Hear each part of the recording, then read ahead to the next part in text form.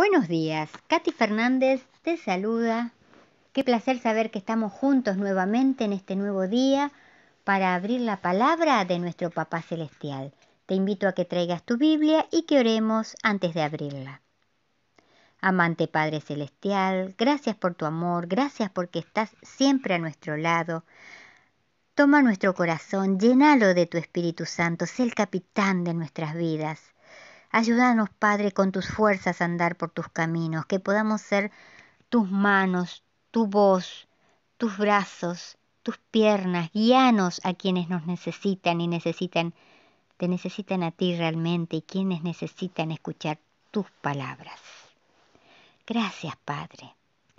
Que al abrir tu palabra ahora, tu Espíritu Santo nos guíe a entender lo que querés que aprendamos. En el nombre de Jesús, gracias, Padre. Te amamos. Amén. El día jueves lleva por título Las primicias de las Escrituras. Leamos los siguientes pasajes y pensemos qué dice acerca de la Biblia que podría ayudarnos a entender qué papel debería tener hoy en nuestra vida y en nuestra fe la palabra de Dios. Primera de Pedro, capítulo 1, versículo del 10 al 11. Los profetas que profetizaron de la gracia destinada a vosotros inquirieron diligentemente, indagaron acerca de esta salvación, escudriñando qué persona y qué tiempo indicaba el Espíritu de Cristo que estaba en ellos, el cual anunciaba de antemano los sufrimientos de Cristo y las glorias que vendrían tras ellos. Ahora vayamos a 2 de Pedro capítulo 1. Versículo 16 al 20. Porque no os hemos dado a conocer el poder y la venida de nuestro Señor Jesucristo siguiendo fábulas artificiosas, sino como habiendo visto con nuestros propios ojos su majestad. Pues cuando Él recibió de Dios Padre honra y gloria, le fue enviada desde la magnífica gloria una voz que decía: Este es mi Hijo amado en quien tengo complacencia. Y nosotros mismos oímos esta voz enviada del cielo, cuando estábamos con Él en el Monte Santo.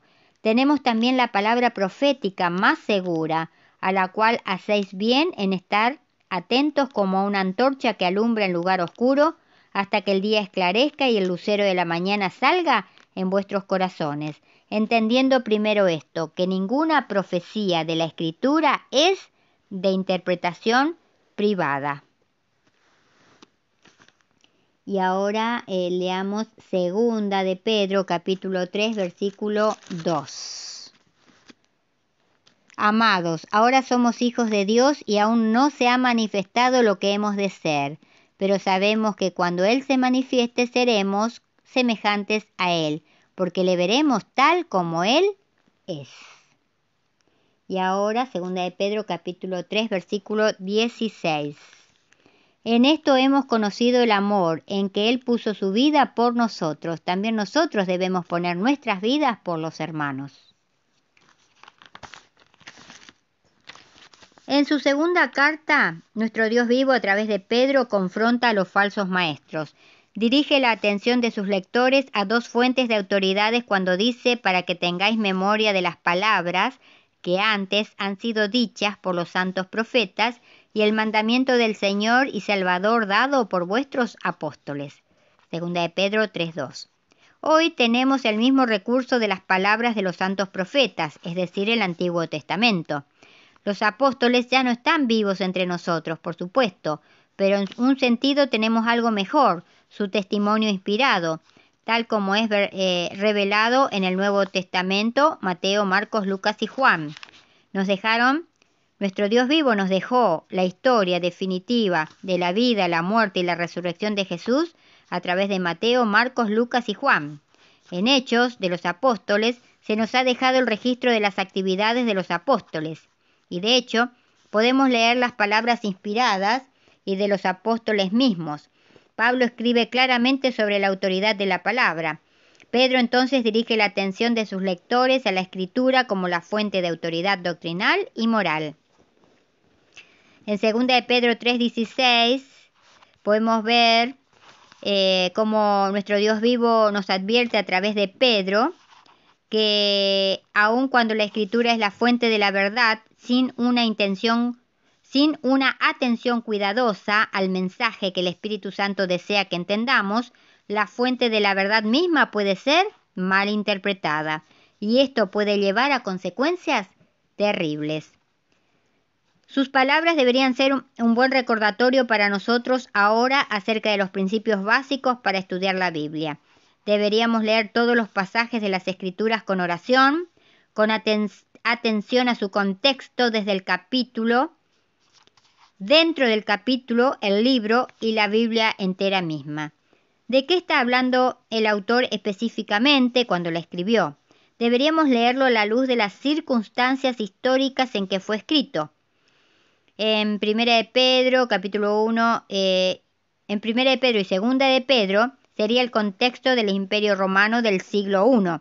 Deberíamos leer la Biblia en búsqueda del aprendizaje espiritual y conscientes de que la salvación otorgada gracias a la muerte expiatoria de Cristo es el centro del mensaje bíblico. Por último, deberíamos leer la Biblia en el contexto de nuestra propia vida. ¿Qué verdad desea Dios que recibamos? ¿Y cómo podemos aplicar la palabra a nuestra propia vida? Ahora pasamos al devocional que lleva por título Tiempos de refrigerio. Así que arrepentíos y convertíos para que sean borrados vuestros pecados, para que vengan de la presencia del Señor tiempos de consuelo. Hechos capítulo 3, versículo 19. Al terminar una gran reunión, un hombre me buscó y me dijo: Pastor, estoy viviendo una situación pecaminosa hace más o menos 2 años. Sé que estoy equivocado, pero no tengo la mínima voluntad de abandonar esa situación. Mi pregunta es: ¿puede Dios hacer algo por una persona que conscientemente consiste en pecar y en seguir en esa situación? Peca, pero no tiene el mínimo deseo de abandonar su vida pecaminosa. Con frecuencia pensamos que para ir a Jesús y ser aceptado por Él, primero necesitamos arrepentirnos de nuestra vida pasada.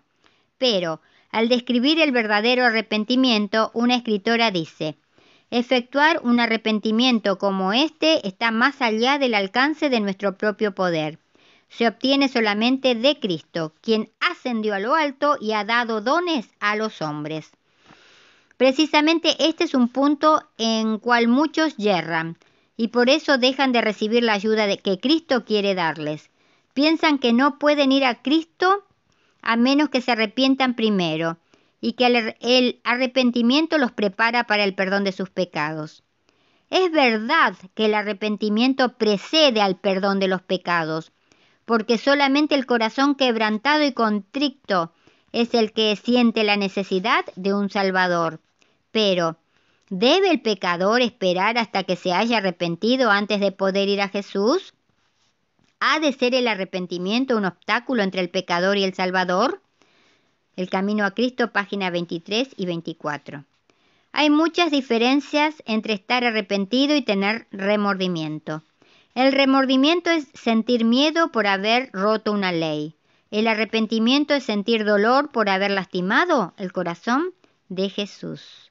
El arrepentimiento no pasa por la desesperación como consecuencia del pecado. Cuando alguien es descubierto en pecado, teme y generalmente promete a Dios que a partir de ese momento las cosas cambiarán. Pero cuando el peligro pasa, todo vuelve a ser como antes. El arrepentimiento es diferente. Nace de la comprensión del amor de Dios. La persona es tocada por la misericordia divina. Sabe que Dios la ama como es y reacciona ante ese amor corriendo a los brazos de Jesús y diciéndole: Señor, soy malo y perverso. He lastimado tu corazón. Ten piedad de mí. En ese momento Dios inspira en él el deseo de abandonar la vida equivocada. La persona llega a ser consciente de que cada error es un martillazo más en los clavos que crucificaron a Jesús y cambia de vida. Miles y miles de personas a lo largo de la historia llegaron a Jesús como estaban y Él operó el milagro de transformarlos, porque para Él no hay nada imposible. Que en este nuevo día que tenemos por delante pensemos que tenemos un nuevo día lleno de oportunidades. Corramos entonces a Jesús sin miedo, contemplemos su amor y permitamos que nuestro corazón responda arrepentido al sacrificio de su amor inmensurable. Y recordemos hoy también, si nuestras palabras no ayudan, no confortan, no hacen bien o no alegran, que nuestro Dios Todopoderoso nos libre de pronunciarlas. Que la paz del Dios vivo te acompañe. Y nos vemos mañana, si Dios quiere.